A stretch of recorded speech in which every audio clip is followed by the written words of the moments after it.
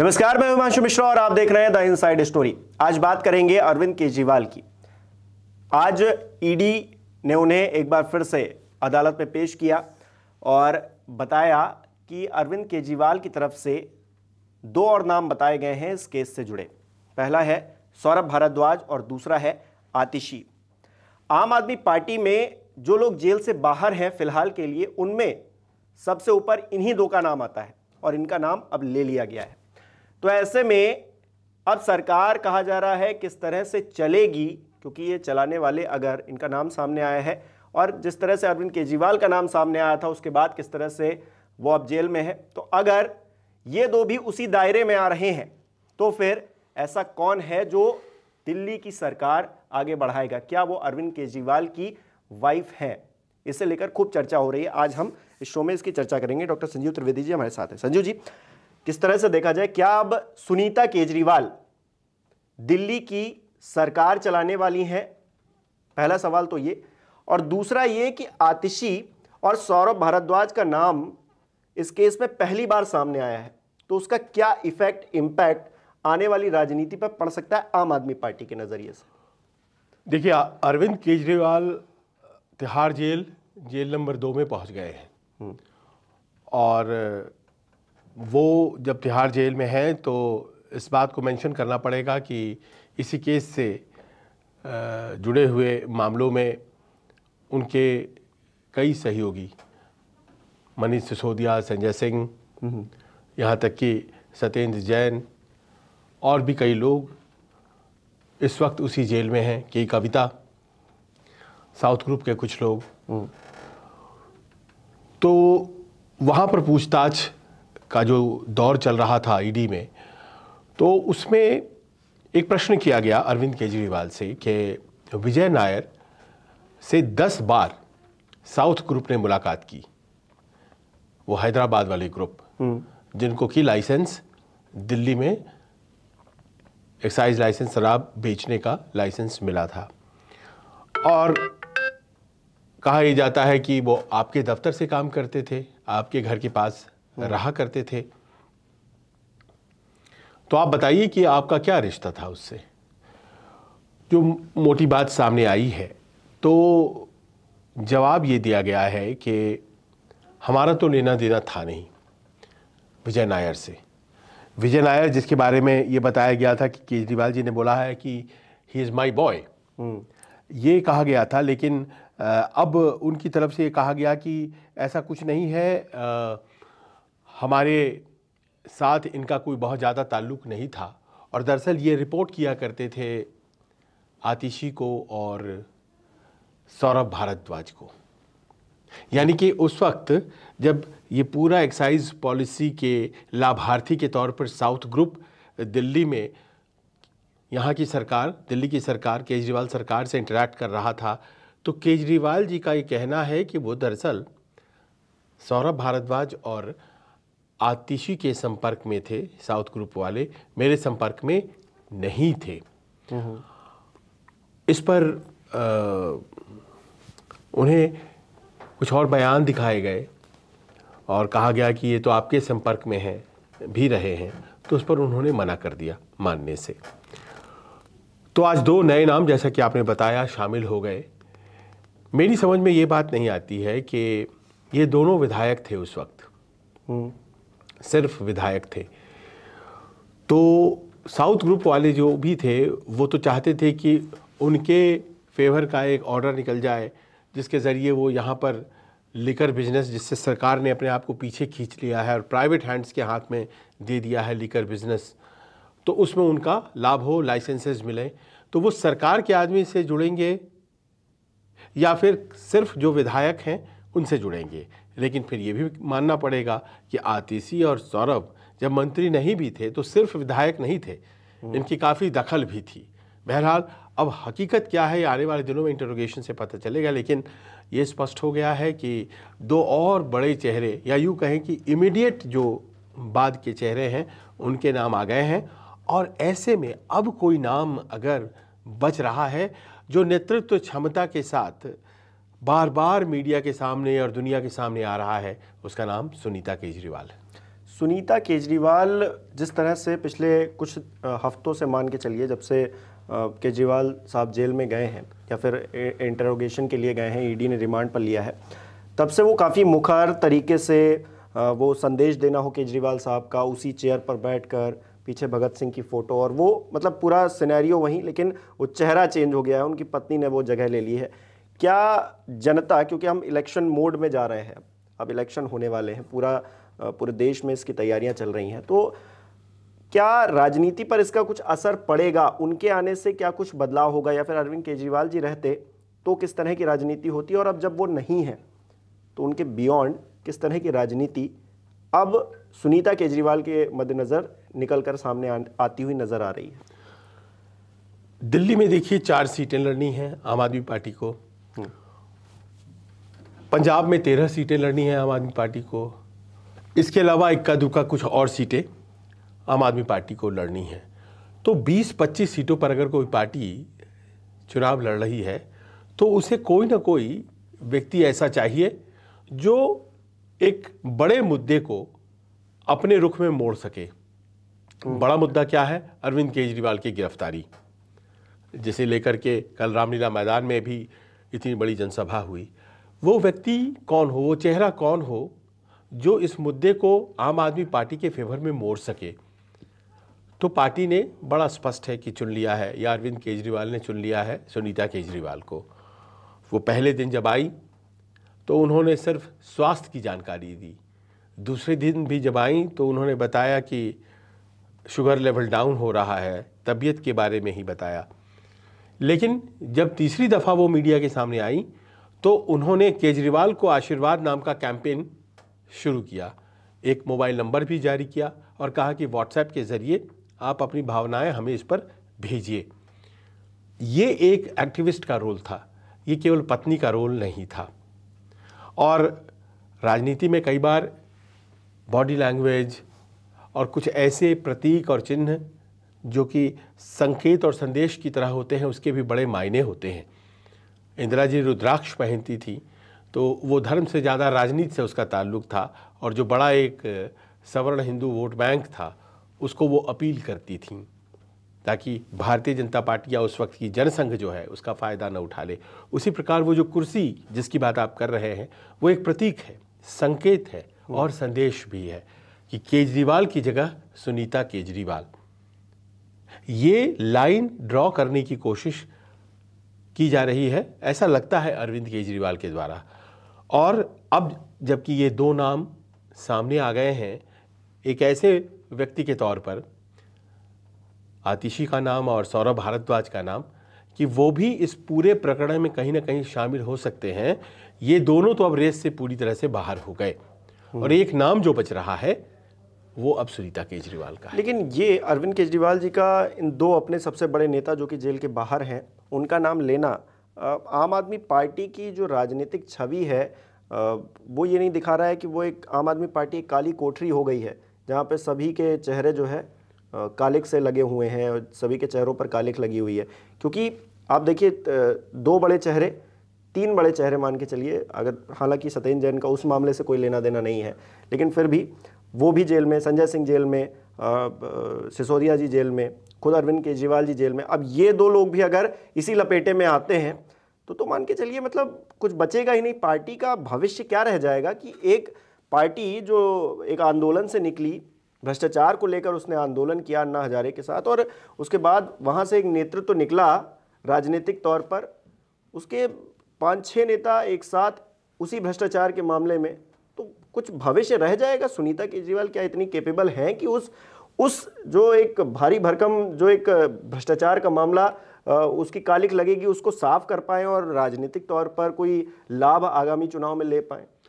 देखिए, तात्कालिक रूप से तो शायद ये एक झटके की तरह होगा, लेकिन राजनीति में आप एपिटाफ इतनी जल्दी नहीं लिखते हैं। वो जो एक दिवंगत के लिए पत्थर पर संदेश होता है उसकी कब्र पे, राजनीति में वो कभी भी परमानेंट नहीं होता है।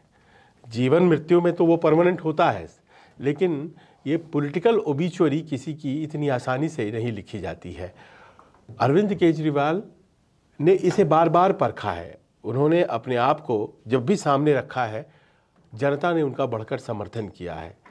उस दौर में भी जब वो अन्ना हजारे के साथ सामने आए थे, उस दौर में भी जब उन्होंने अन्ना हजारे को हटा करके खुद को सेंटर ऑफ द मूवमेंट बना दिया, हेडक्वार्टर ऑफ द मूवमेंट बना दिया, और तब भी जब उनके साथ के कई बड़े लोग जैसे प्रशांत भूषण हो, योगेंद्र यादव हो, उन लोगों को बाहर किया उन्होंने और एक नई टीम, यंग टीम को लेकर के सामने आ गए। राघव चड्ढा, अतिशी मार्लेना, तो इस तरह के कई उदाहरण सामने आ गए। 3 तो देखिए स्पष्ट रूप से हम लोगों ने ही बात कर ली। तो हर बार अरविंद केजरीवाल एक कांस्टेंट फैक्टर के तौर पर हैं, वही है, बाकी चीज़ें बदल रही हैं। संभव है कि अभी जो उनके आसपास के लोग हैं, मनीष सिसोदिया जो एक बहुत ही पुराने सहयोगी हैं, संजय सिंह पुराने सहयोगी हैं, वो तो उनके साथ अंदर ही हैं, लेकिन ये जो आतिशी हैं या सौरभ हैं, ये हो सकता है कि कल आपको यहाँ दिखाई पड़े या नहीं दिखाई पड़े, कुछ चीज़ें बदल जाएं, क्योंकि जाहिर है झटका तो उन्हें भी लगा होगा। यानी कि राजा को बचाने के लिए जो प्यादे हैं उनका क्या इस्तेमाल, क्योंकि राजनीतिक तौर पर तो इन शब्दों का इस्तेमाल किया ही जा सकता है। अब देखिए उससे राजा बचेगा नहीं ना।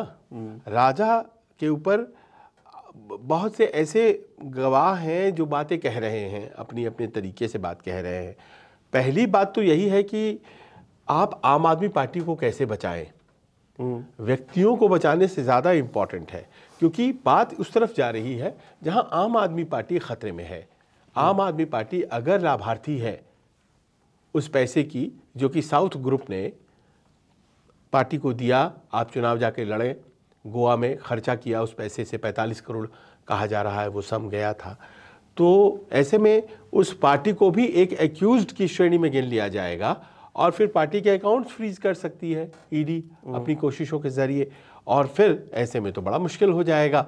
तो यहाँ तो व्यक्ति से ज़्यादा पार्टी का महत्व हो गया है। अरविंद केजरीवाल एक ऐसे व्यक्ति हैं कि उनका बचे रहना ज़रूरी है। ये उनके पार्टी लोग में भी ये मान्यता है कि उनके पार्टी के लोग भी मानते हैं कि वो अगर बचे रहेंगे तो फिर पार्टी तो बन जाएगी, दोबारा बन जाएगी, पार्टी क्रिएट हो जाएगी। तो ऐसे में अगर मान लीजिए कुछ झटके लगते हैं आतिशी को या सौरभ को, तो वो बहुत बड़ी बात नहीं हो सकती है। यहाँ पर इस बात को भी ध्यान में रखना पड़ेगा कि राघव चड्ढा कहाँ हैं। देखिए वो उनकी तबीयत ठीक नहीं थी, संभवतः आँख की कोई सर्जरी थी जो कराने वो पिछले कुछ दिनों से, या कह लें कि ये पूरे प्रकरण के दौरान वो इंग्लैंड गए। उनकी पत्नी वापिस आ गई जो फिल्म एक्ट्रेस भी हैं, परिणीति चोपड़ा, लेकिन उनका कोई अता पता नहीं है, नहीं उनके स्वास्थ्य के बारे में कोई जानकारी मिल रही है कि आज ऑपरेशन हुआ है, 3 दिन उनको या 5 दिन उनको आराम करना है, 7वें दिन या 9वें दिन उनकी फ़्लाइट बुक है, कोई जानकारी नहीं आ रही है। डर है। देखिए ये भी कहा जा रहा है कि जो पंजाब के एक्साइज पॉलिसी को बनाने में भूमिका निभाई गई थी उसमें मनीष सिसोदिया और राघव चड्ढा थे। एग्जैक्टली द सेम पॉलिसी जो दिल्ली में लागू हुई थी वही पंजाब में भी लागू हुई थी। हकीकत क्या है मुझे पता नहीं, लेकिन धीरे धीरे सिकंजा जैसे कसता जा रहा है वैसा लग रहा है। पर इन सब के बीच जो एक सितारा निकल कर सामने आ रहा है उसका नाम सुनीता केजरीवाल है। लेकिन राजनीतिक तौर पर, क्योंकि मैं जिक्र इसीलिए क्योंकि इलेक्शन आ रहे हैं और राजनीति पर इसका क्या प्रभाव पड़ेगा, क्योंकि आपने राजनीति को दशक हो गए आपको देखते हुए इस तरह की चीज़ों को। तो अभी 31 तारीख को एक महारैली हुई, लोकतंत्र बचाओ जिसका नाम रखा गया, उसमें जितने भी नेता पहुंचे थे उन्होंने अपनी अपनी बातें की। केजरीवाल जी को गिरफ्तार कर लिया गया, देखिए हेमंत सोरेन जी को गिरफ्तार कर लिया गया। उन बातों का क्या कोई इमोशनल इफेक्ट आप जनता पे देख पा रहे हैं, समझ पा रहे हैं कि सिर्फ बातें कह दी गई हैं, वो रैली हो गई है और चीज़ें ख़त्म हो गई हैं? उस रैली को मैं कवर कर रहा था और मैं वहाँ मौजूद था, तो सबसे ज़्यादा तालियां जो बजी वो सुनीता केजरीवाल के आने पर बजी, सबसे ज़्यादा तालियां। वो सोनिया गांधी जी के बगल में बैठी थी और कुर्सी जो लगाई गई थी वो सोनिया गांधी के जस्ट बगल में लगाई गई थी। आप ये देखिए कि पॉलिटिकल पॉस्चरिंग कैसी थी। बगल में कुर्सी लगाई गई थी। उनका जब भाषण हुआ तो उन्होंने अरविंद केजरीवाल का संदेशा पढ़ने के पहले 2 मिनट खुद बोला और आज चूंकि उनको जेल भेजा गया तो ऐसा लगता है कि उनके दिमाग में ये बात रही होगी। उन्होंने कल ही जनता से पूछ लिया कि क्या केजरीवाल को इस्तीफा देना चाहिए। जनता ने कहा नहीं। क्या देना चाहिए, फिर कहा जनता ने नहीं। तो आप जिस इमोशनल कॉर्ड की बात कर रहे हैं उसको तो कल इस्टेब्लिश भी किया गया और उसका लाभ भी ले लिया गया तत्क्षण। वो एक भावनात्मक अपील। आप इस बात पर प्रश्न उठा सकते हैं कि इस भावनात्मक अपील की ज्योग्राफी क्या होगी, दायरा क्या होगा। क्या वो देश भर में फैल जाएगा, क्या वो 5 राज्यों में फैल जाएगा, या फिर वो दिल्ली में फैलेगा और पंजाब में फैलेगा और कुछ हद तक हरियाणा में कुछ सीटों पर रहेगा। उसका दायरा क्या होगा। तो उसमें ये कहना अभी फ़िलहाल मुनासिब होगा कि दिल्ली में उसका असर होगा इस गिरफ्तारी का। इस गिरफ्तारी का असर मूलतः पंजाब में भी हो सकता है, क्योंकि मैंने देखा कि तमाम जो क्राउड आई हुई थी वो पंजाब से ही आई हुई थी। उसके बियॉन्ड बहुत ज़्यादा असर इस गिरफ्तारी का नहीं होने जा रहा है। पर इस बात को भी मत भूलिए कि ऑपोजिशन में फ़िलहाल ऐसा कोई नेता नहीं है माफ़ करें, जिसका नाम दिल्ली या पंजाब 2 राज्यों में ही आम आदमी पार्टी की सरकार है उसके बाहर जाना जाता है। शरद पवार बहुत बड़े नेता, महाराष्ट्र के बाहर उनका कैचमेंट एरिया नहीं है। लालू यादव, अखिलेश यादव सब बड़े नेता, लेकिन अपने अपने क्षेत्रों में महदूद। ममता बनर्जी अपने पश्चिम बंगाल में सीमित। अरविंद केजरीवाल वो नाम है जिसके नाम पर आपको एक बहस या समर्थक या विरोधी बेंगलोर में भी मिल जाते हैं, चेन्नई में भी मिल जाते हैं, वो कोलकाता में भी आपको मिलते हैं, वो दिल्ली में भी मिलते हैं, लखनऊ, पटना, हर जगह वो एक ऐसे नाम के तौर पर अपने आप को स्थापित कर चुके हैं। और इसीलिए बार बार ये कहा जा रहा है कि केजरीवाल एक सोच है। तो इस तरह से हम पाते हैं कि व्यक्ति बहुत इंपॉर्टेंट नहीं है, व्यक्ति की बात को इफेक्टिवली कैरी करते हुए ले जाना इंपॉर्टेंट है। जेल जाना तात्कालिक है, आज कल या साल भर बाद, जेल से 1.5 साल बाद, जेल से तो बाहर आना ही आना है। बेल होगा, क्योंकि इन मामलों में कन्विक्शन जो होता है वो टाइम लगता है, तो बेल तो अल्टीमेटली आना ही आना है। का इतिहास रहा है वो कुछ और बहुत ज़्यादा होता नहीं है, तो बेल तो होगा 1.5 साल बाद ही सही। लेकिन उसके बाद उस दौर तक राजनीति को, केजरीवाल की राजनीति को जिंदा रखने का सबसे सबल पात्र कौन होगा। और ऐसे में लगता है कि हालात वैसे बनते जा रहे हैं कि उसमें सुनीता केजरीवाल, अब सुनीता केजरीवाल जो है वो कोई राबड़ी देवी नहीं है। सुनीता केजरीवाल 22 सालों तक इंडियन रेवेन्यू सर्विस में सर्व कर चुकी हैं। वो ITAT यानी कि दिल्ली में जो इनकम टैक्स एपेलेट ट्राइब्यूनल है, जिसके पास जाके अभी कांग्रेस केस लड़ रही थी अपने प्रॉब्लम्स को दूर करने के लिए, उसमें इनकम टैक्स कमिश्नर रह चुकी हैं। वो 1994 बैच की हैं, 1 साल सीनियर हैं केजरीवाल से। केजरीवाल 1995 बैच के हैं और इतना अनुभव उनके पास अपने पति को असिस्ट करने का है। 2016 में उन्होंने रिज़ाइन कर दिया था, तो 2016 से लेकर के 2024 तक वो असिस्ट ही कर रही थी। यानी कि भले ही वो मुख्य धारा की राजनीति में नहीं थी, लेकिन लहरों और तूफान को बहुत करीब से देखने का उनके पास अनुभव है। इलेक्टोरल पॉलिटिक्स में आएंगी क्या वो डिपेंड इस बात पे करेगा कि क्या ये जो कहा जा रहा है कि जेल से सरकार नहीं चलाई जाती है, जेल से सरकार नहीं चलाई जाती, अगर मान लीजिए कि ये तय हो जाता है कि जेल से सरकार नहीं चलाई जा सकती है, LG कह देते हैं, कानूनी राय ली जा रही है, जेल से सरकार नहीं चलाई जा सकती है, तो प्रेसिडेंट रूल न लगे, इसके लिए ज़रूरी होगा कि किसी को CM बनाया जाए। 2 रणनीति हो सकती है, प्रेसिडेंट रूल लगाया जा सकता है ताकि 25 मई को दिल्ली के 7 सीटों पर जो चुनाव होने हैं उसमें भावनात्मक, इमोशनल, सिंपैथेटिक एक भाव बहे और केजरीवाल की पार्टी को फ़ायदा हो, कांग्रेस गठबंधन को फ़ायदा हो। यहाँ पे एक तो वो गेम हो सकता है। निरस्त तो नहीं किया जा सकता है असेंबली को भंग नहीं किया जा सकता है क्योंकि बहुमत में है यहाँ पर, ये पार्टी टूटी नहीं है अभी तक। तो आप ज़्यादा से ज़्यादा कुछ दिन के लिए प्रेसिडेंट रूल लगा सकते हैं। अरविंद केजरीवाल की ये एक पॉलिटिकल चाल भी हो सकती है कि जरा लगा के बताओ, हमने तो पानी और बिजली जैसे दे रखा है, लोगों को जब इसमें खलल आएगा तो आपको बहुत परेशानी हो जाएगी। लेकिन उसके बाद जब सरकार बनेगी तो नए चेहरों के साथ ही बनेगी और नए चेहरे में सबसे आगे का चेहरा सुनीता केजरीवाल होगा।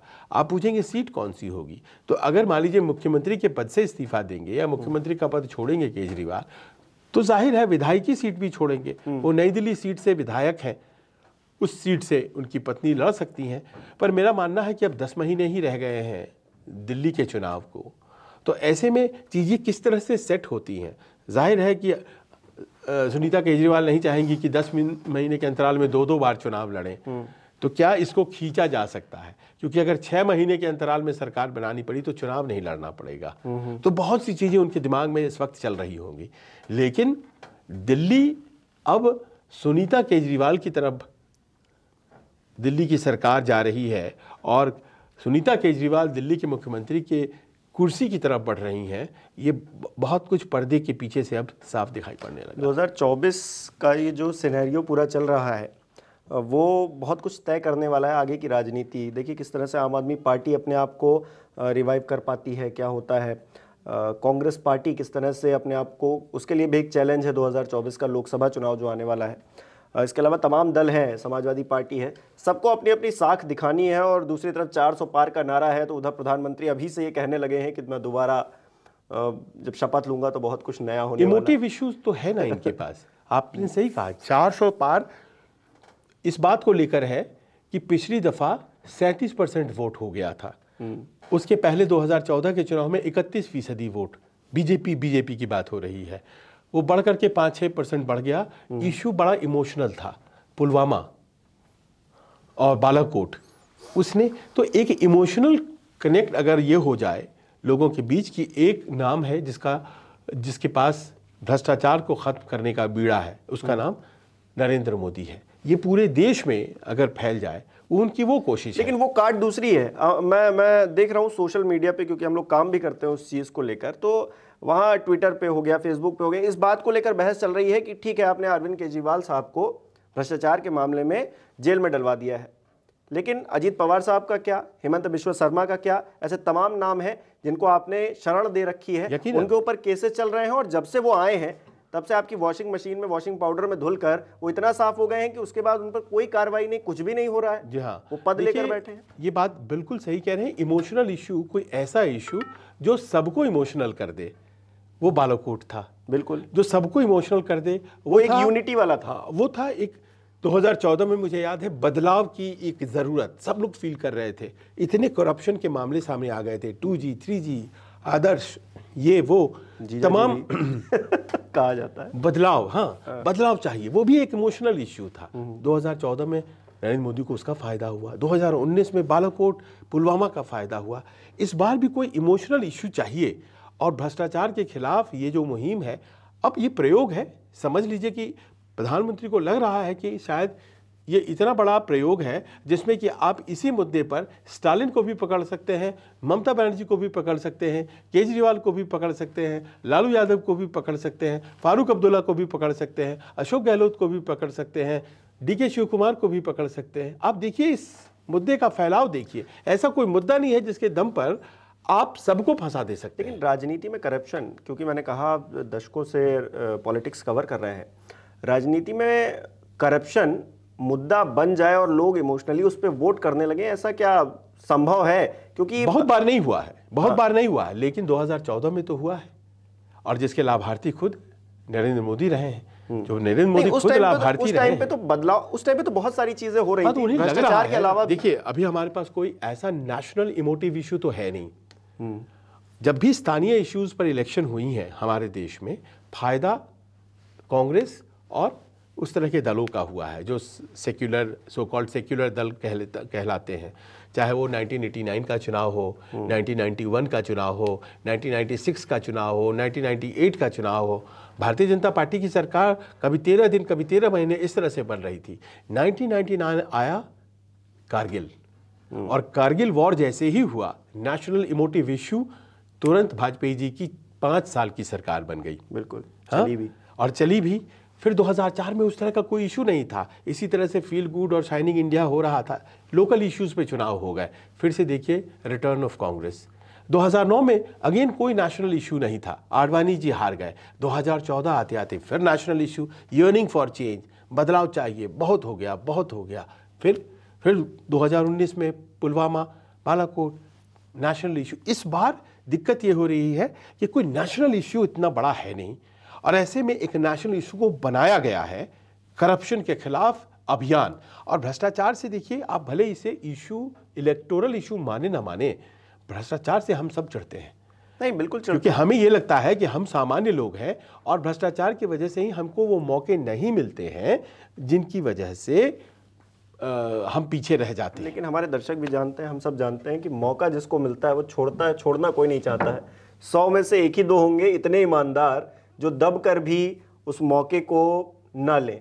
तो अब वो हमारी फितरत हो गई है या फिर हम जैसे हो गए हैं इतने सालों से उस माहौल में रह रहकर वो हमारी आदत बन गई है, वो एक अलग बात है। लेकिन राजनीति में, पॉलिटिक्स में भ्रष्टाचार कोई नई बात नहीं है। लेकिन ये जो इस बार मुद्दा बनाया जा रहा है भ्रष्टाचार का, उसमें लूपहोल भारतीय जनता पार्टी की तरफ से भी बहुत है। तो वो क्या उसको भुना पाएगी, ये देखने वाली बात होगी। और जैसा कि अभी संजीव जी ने बताया कि कोई नेशनल इशू अगर आ जाता है चुनाव के दरमियान तो वो पूरा खेल बिगाड़ सकता है। लेकिन दिल्ली की सरकार अरविंद केजरीवाल के हाथ में है फिलहाल, लेकिन क्या वो आने वाले वक्त में सुनीता केजरीवाल के हाथ में जाने वाली है? क्योंकि अब तो आतिशी और सौरभ भारद्वाज का नाम भी उस मामले से जुड़ रहा है जिससे अब तक नहीं जुड़ा था, और वो है भ्रष्टाचार का मामला। चलिए देखते हैं आगे क्या होगा। न्यूज़ 24 पर सारी अपडेट आप लेते रहिए। हमें कमेंट करके बताइए कि आप इस इशू पर क्या सोचते हैं। बहुत बहुत शुक्रिया।